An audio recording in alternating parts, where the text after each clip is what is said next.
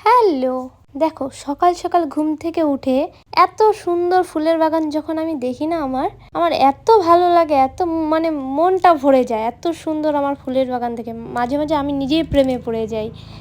By the way, সবাই তোমরা কেমন আছো কমেন্ট করে অন্তত জানিও। অনেক দিন পর ফিরে আসা আমার পেজে চেষ্টা করব নতুন নতুন কিছু তোমাদের কাছে শেয়ার করার জন্য রোজই, যদি তোমরা একটু সাপোর্ট করো আমাকে আর ফুলের ভালোবাসা দিয়ে যদি ভরিয়ে দিতে পারো।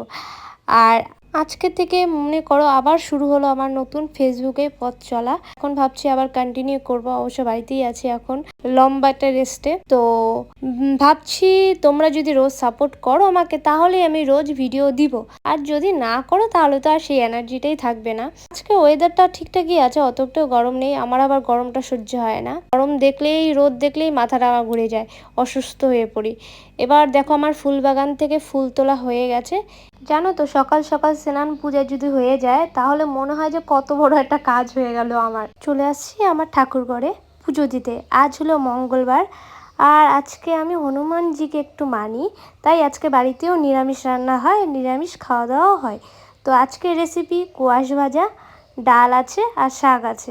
আমার ভিডিও যদি তোমাদের ভালো লেগে থাকে তাহলে লাইক কমেন্ট শেয়ার করতে একদম ভুলবেন। তো আজকের মতো টাটা, বাই বাই, সবাই ভালো থেকো।